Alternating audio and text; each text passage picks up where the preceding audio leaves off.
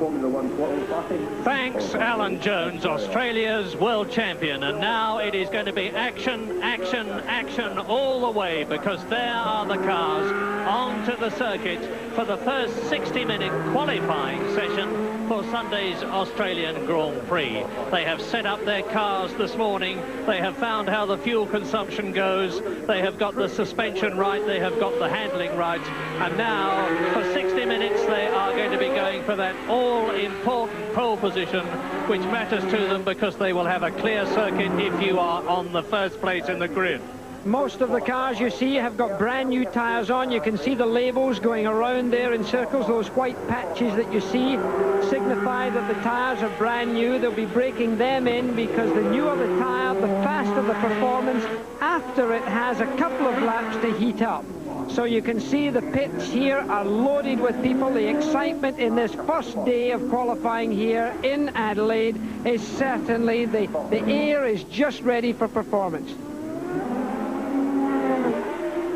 Alan Prost, many say the master at going faster, and there's a slower car being pushed away there as Alan weaves his way through. He hasn't really stood on it yet.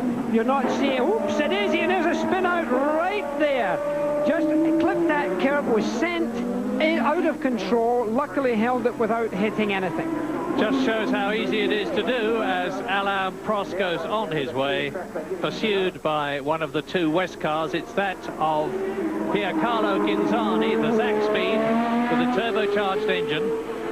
Now, this is a big problem for Ivan Capelli. His car has broken down for whatever reason, and this 60 minutes is absolutely vital to him. And you see him taking his seat out. We've got a damaged car there. It looks like a blue... It's Berger. It's Berger's rear wing. It is. Gerhard Berger's rear wing off the Ferrari. Now, where is the rest of the car, I have to ask? There it is.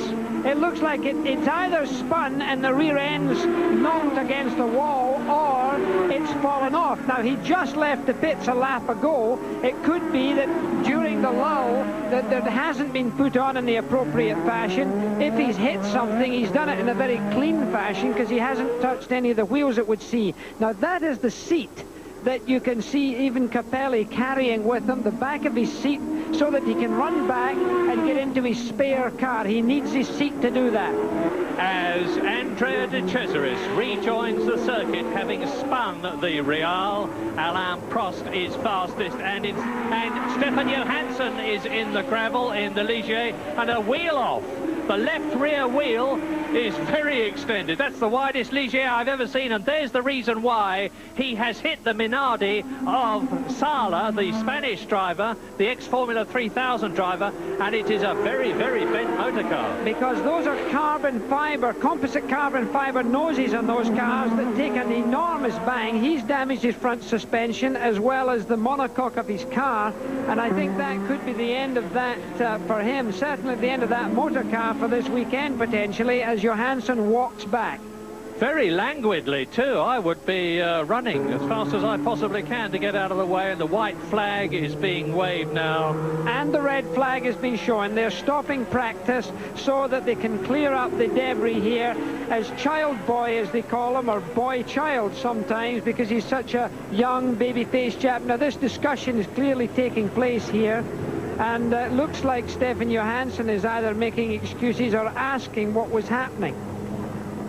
As he walks in with Luis Perez Sala, the very amiable Spaniard, with whom I think Stefan Johansson isn't feeling so amiable at the moment. They're linking up the tow hook now, and the Minardi will be pulled off the track. Now, I hate to ascribe fault when I don't really know exactly what the circumstances are, but it would seem to me rather more likely that it was Sala's fault than it was Johansson's fault.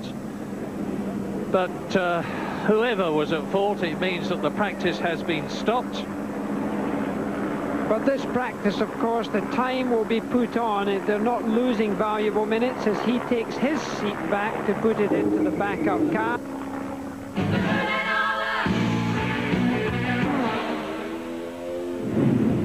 Well, there's been hiccups here already in the first qualifying session, and I guess, Jackie, this is where the mechanics really start to earn their money. Yes, I think these racing mechanics, they're so used to having to do things very fast. They've got to do it very quickly. They've only got a matter of an hour and a half to put things together, to change gear ratios, to change suspension units, sometimes to repair damage. They're really experts at it. They've been trained. This is the end of the season for them. They're a little tired because they've had a full year of racing, but certainly they're up to it, and that's the type of work that they've really been born into. Okay, let's go back to the track and see what's in store for us in the rest of the qualifying session. And Ayrton Senna will shortly be joining the circuit to start his practicing to establish a time for the grid. Look for the red and white McLaren with the man in the yellow helmet. There he is in the background. He's just being held up to enable the officials to check that he has the right tyres on.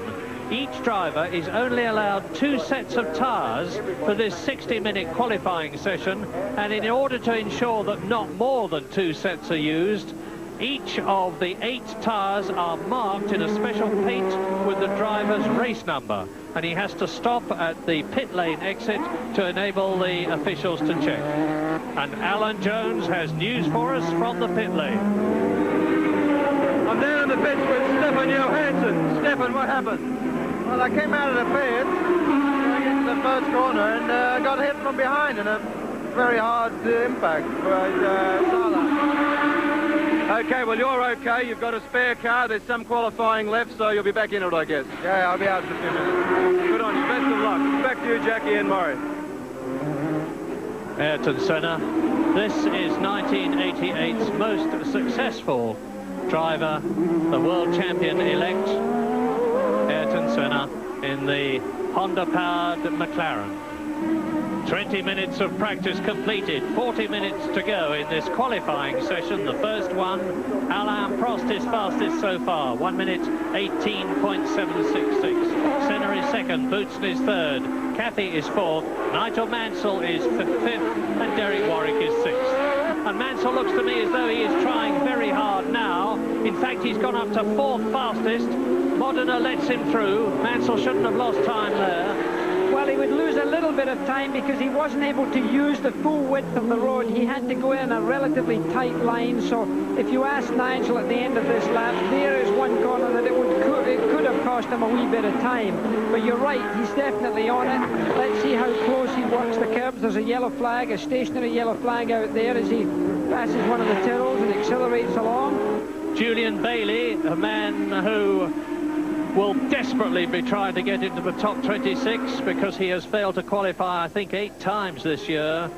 Ken Tyrrell will admit that the 1988 Tyrrell is far from the best 3.5 litre car, and Julian Bailey has been really struggling. Mansell, but look at the way Raphael is closing up on the Williams. No, Nigel's backed off. He's backed off. He's in a slow lap, and quite frankly, he's ruining the lap also for Raphael by his manner. Raphael would have moved over and let him through, but maybe Nigel's going for a quick one now. He didn't want to let Raphael through, and now we've got a turbo blowback. That was Eddie Cheevers, and he's in trouble. That engine has already switched off. His wrist went up there. He's got a turbo fire. That's oil going through into the turbo itself, causing that flame. Fuel does not normally burn like that, and now he's switched it off, it would appear. And it's the second time today that that's happened to Cheever. He retired in a rather disgruntled fashion in this morning's 1.5-hour free session when he had to pull his car in with smoke pouring out of the back. The Megatron engine does not seem to like it here at Adelaide. And I'm afraid there's a reasonable chance that he could be dropping oil on the course, and I think you might be able to see a trace of that. There is oil flags being waved. He went past, and there he's pulled off now, but I fear that he may have ruined a couple of corners. Of course, it's not his fault. He doesn't know that. He's trying to get back to the pits, however. The whole answer here is for him. And look, there's Nigel saying to me, you're dropping oil. That's the signal he's been given. And look at the Cheever's hand in the air saying, I don't know, it's not my fault. But he is driving round the... Yes, it is his fault, Jackie. He's an experienced Grand Prix driver. Eddie Cheever must know as well as anybody that if he's blown a turbo, he's likely to be laying oil. It would appear to me, and I'm not a driver, that Mansell was entirely justified in getting a bit aerated about that. No, you're absolutely correct. You are absolutely right. He's done 170 Grand Prix in total. He's a very experienced driver, but he's being a little selfish here because what he's doing is apologising now, but he's dropped all that oil, which is much too late, and it may ruin the entire practice for everybody else in this qualifying. Yes, the man least likely to succeed here today, I think, in the estimation of his fellow drivers, Eddie Cheever. And it looks like he hasn't even got back to the start-finishing line. He's pulled off the track. So I think we could have a situation here. All of the other cars are going very slowly. They're coming in, so that tells you, and look, Eddie's out of it.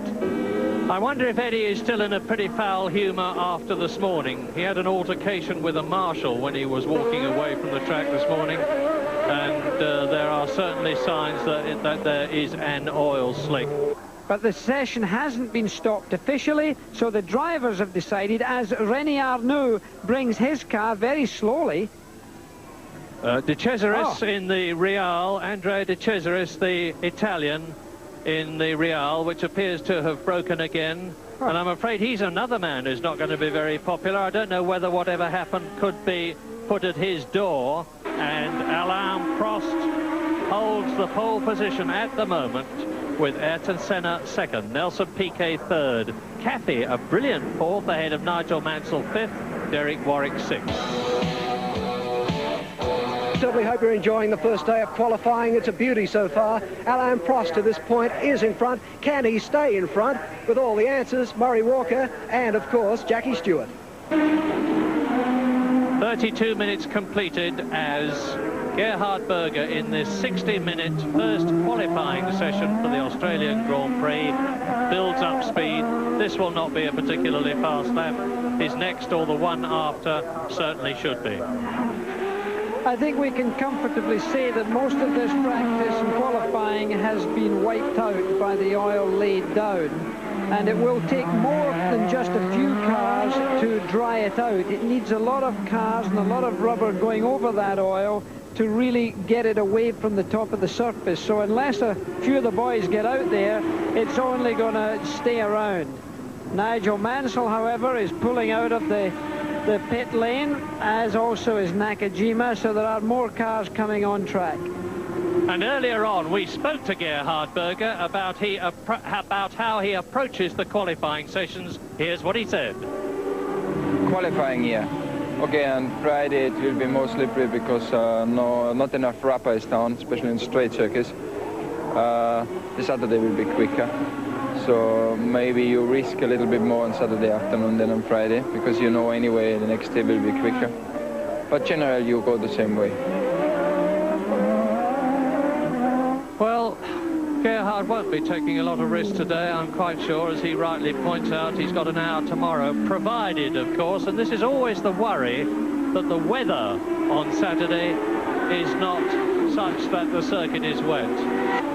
This is the man who took fourth position on the grid for the Japanese Grand Prix, who momentarily led the Japanese Grand Prix, having passed Ayrton Senna, having brilliantly passed Alain Prost, who promptly wound the boost up again and retook the lead.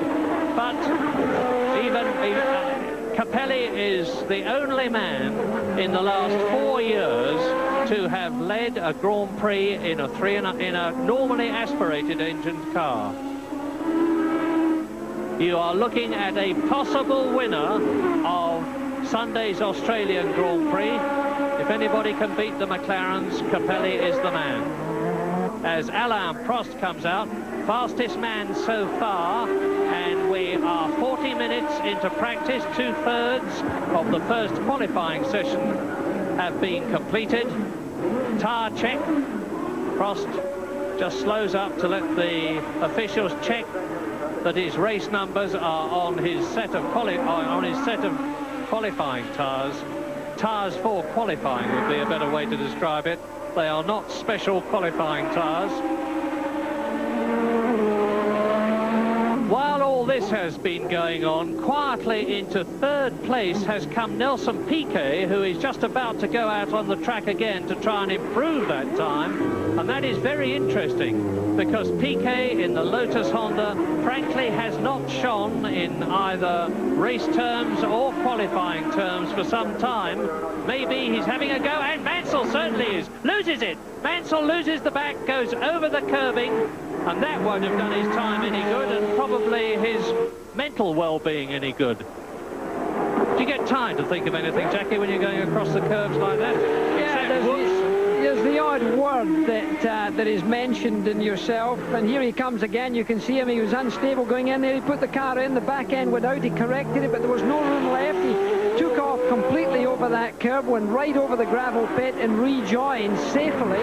But when the car turned in, he seemed to just chuck it in a little bit too late, and the back end came out. And he did try to collect it, but the car has been quite squeamish all year, and he's always been complaining about the car darting here and darting there, as if the car is very nervous and highly strung. Gerhard Berger goes out to try to improve his time. Nigel Mansell has just done so and is third fastest with 15 minutes to go.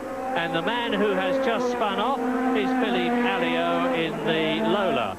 But Mansell's time of 1 minute 20.5 is, as we have got quite used to, nearly 2 seconds slower than Alain Prost's pole time so far. There is Alliot, stationary on the course, trying to find an opportunity to spin his car round without getting in somebody's way. That's on the S's, the exit from the start and finish straight. You see his problem. He wants to reverse, I think, but he knows jolly well if he does so, somebody's going to harpoon him. Piquet, fourth on the grid now, because he has been displaced by Nigel Mansell, and Piquet is certainly on his way. This is a very, very hard trying Nelson Piquet, who has been recently accused of lacking motivation. Well, he's slowing up now. He's lost his rhythm.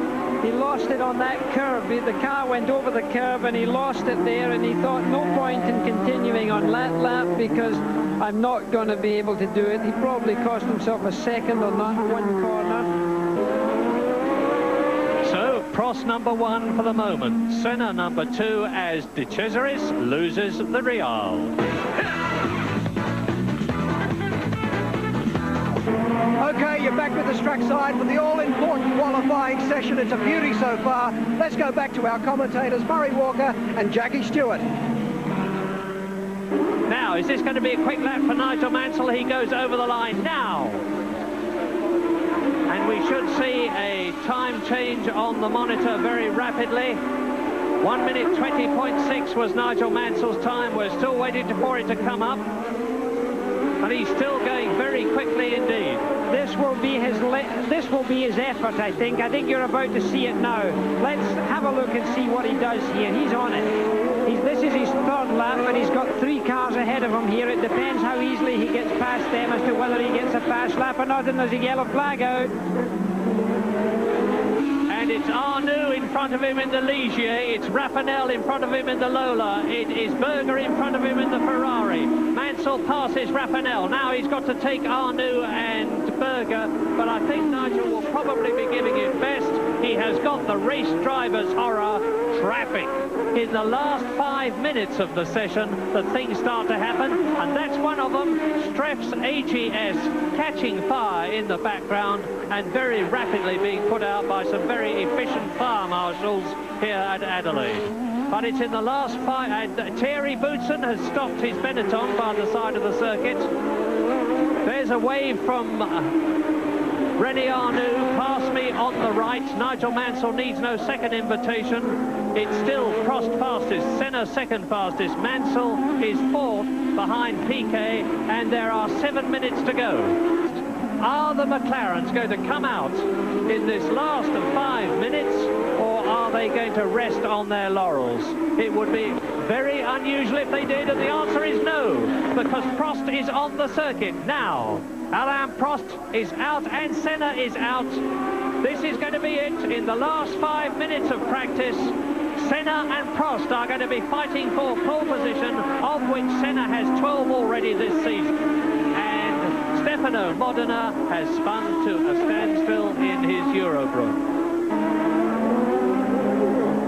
over the curb. He really got the car in the air there. That was a very unpleasant bang. The underneath of that car will certainly, in my opinion, be damaged. So that's the end of his practice and qualifying today in any case, but the mechanics will have to go over that well. And with 1.5 minutes to go, and Nelson Piquet, the reigning world champion, in the pit lane, they're talking to Steve Hallam, the man in the dark glasses, who is his race engineer. Alain Prost holds the pole position, but can this man, Ayrton Senna, who has not once but many times in the past put up the fastest lap and crossed the line as the flag went out to finish the session, and he's still got time, but no, he doesn't look as though he's going quickly to me, and Senna is in pole position. Senna has just done it. Senna has gone round in 1 minute 18.33. The crafty Brazilian, and that's the right word to use to describe him, has taken pole position with a matter of seconds to go. 1 minute is considerably less than a minute to go, and Ayrton Senna has taken pole position on his 17th lap. There is Prost behind him. The gap between them is 2/100ths of a second. That's all there is, with Mansell third, Patrese fourth, Berger fifth, Warwick sixth, and Piquet down to 7th place. It's a little bit like Piccadilly Circus out there. If Alain Prost gets back to the start-finishing line, and he's not far from it now, he may get one more try at this, one more lap, and if he's got a clear road at all, he's in a position to do it. He's only got 10 seconds to get there, but he'll make it. Yes, He's accelerating along now to the start-finishing line. He's on the last lap of the day, I suspect, and the checkered flag is out. But Alain Prost is on a hot lap. He could still do it if he's got a clear road ahead of him. He's done it! He's done it! Alain Prost has just this second gone into pole position. 1 minute 18.179. He has given Ayrton Senna a dose of his own medicine. So the first 60-minute qualifying session is over, with Alain Prost holding the provisional pole time ahead of his teammate Ayrton Senna. Nigel Mansell, the leading 3.5-litre car driver. Patrese fourth, Gerhard Berger in 5th position in the Ferrari, and Derek Warwick in 6th place. Alessandro Nannini 7th, and Nelson Piquet 8th. Alex Cappy in 9th position in the Dallara. Alboreto 10th in the Ferrari, Boutsen in 11th place in the Benetton, and in 12th position, Ivan Capelli in the March. And down there in the pit lane, Alan Jones is with the man with the fastest time. Alain Prost, congratulations, pole position for today. Yeah, it's very good. And the championship is very difficult. We had a lot of pressure. Now we can enjoy a little bit more, and today was very good work on the track. Pushed very hard to get the pole. It was very difficult because of the traffic. The track was also oily on one stage, and improving at the end. So it was, well, I had to be there at the right moment. That's what I've done. Normally Ayrton waits for the last minute and goes out and knocks you off, and now you've done it to him. How does it feel? I feel good, but I must say that I could have been, I think, just a little bit quicker. The traffic at the end, but I think it was the same for everybody, and it's difficult to get a clear lap. I'm very pleased. I mean, it was a nice fight today again. I mean, if we're talking only about sport, that was a good day for both of us. Well, you couldn't have hoped for a more action-packed drama first qualifying session. It really did have everything. And I guess there'll be plenty of post-mortems in the pits tonight, Jackie. Well, I think so, because there's been a lot of incidents out there. Historically, this racetrack has produced a lot of spins and collisions. In fact, 31 cars spun out, 2 hit the wall, and 2 cars collided. That's one story as far as I'm concerned. It means that the racetrack is still very dirty. They've got to clean it up. The groove will be cleaned tomorrow. I think we can expect to see even faster qualifying tomorrow. The other thing, I think it again shows the dominance of McLaren. They do a lot of testing and a lot of development, more than any other team. I just worked out that they do 20,000 kilometers a year testing this year so far. Now, considering race kilometers alone, that's only 5,000 kilometers. It means to say that they're multiplying by 4 their race distance just in testing. So the fact that they're first and second on the grid isn't entirely surprising. Jackie, what about the Eddie Cheever incident? That was almost unforgivable for a man with all that experience, all that oil going over the track. Well, I think if we saw it on our screens, we saw Nigel Mansell getting very annoyed with Eddie, trying to tell him, for goodness sake, stop or drive off the groove because you're leaving a great trace of oil. He was trying to drive the car back to the pits. He never even got that far. I should think he ran out of oil before getting there. But clearly the rest of the drivers were very upset with him, and I think Eddie should have known better. Okay, Jackie, Prost just a little bit faster than Senna. It's going to be a beauty tomorrow.